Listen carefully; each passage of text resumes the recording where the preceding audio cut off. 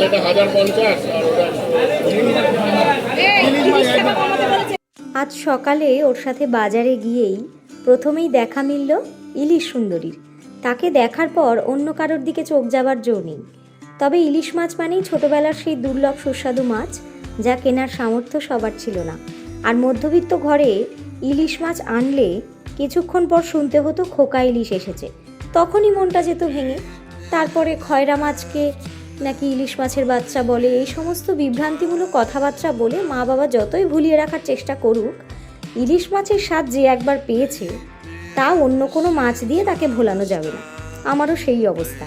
তবে মাসি পিসি মামার বাড়ি থেকে ইলিশের খবর পেলে মনটা বলতো নিশ্চয়ই একটা টুকরো আমাদের বাড়িতে আসার সম্ভাবনা আছে। আসবে তো বটেই, আর তা বাবা মা দুজনেই নির্দ্বিধায় যে আমার পাতে তুলে দেবেন তা বিষয়ে আমার কোনো সন্দেহ ছিল না। তাই এখন যখন কর্তামশাইকে একবার বলা মাত্রই সকালে উঠে বাজারে নিয়ে গিয়ে আঙ্গুল দেখিয়ে বলে, যেটা ইচ্ছা সেটা নাও। ইলিশের দাম একজন বলে 1000, একজন বলে 1800, একজন বলে 2200।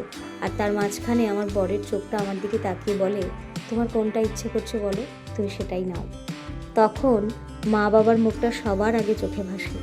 আর বড় টুকরোটা আজ আমি নির্দ্বিধায় তাদের জন্য তুলে রাখতে ইচ্ছা করে,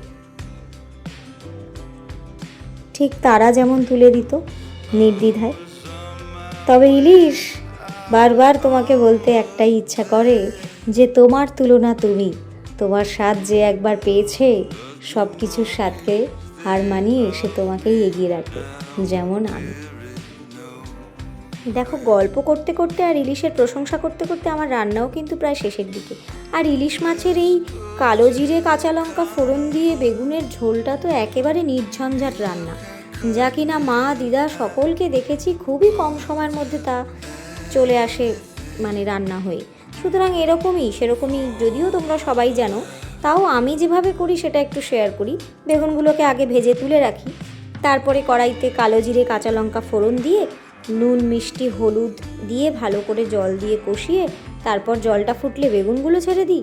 আবার যখন বেগুনগুলোর সাথে ঝোলটা ফুটে যায়, লঙ্কাগুলো যখন ভালো করে ঝোলের মধ্যে মিশে যায়, ঝাল ঝোল সব ফুটে যায়, তখন মাছগুলো ছেড়ে দিই। তারপরে আরেকটু ঢাকা দিয়ে নামিয়ে নিলেই রেডি। যদিও ইলিশ মাছের এত ঝামেলার দরকার নেই, কারণ ইলিশ নিজের গুণেই সবাইকে মাতিয়ে দেয়। ওকে তুমি যেই পাত্রেই ফেলো সেখানেই ও নিজের আকার ধারণ করে নেবে।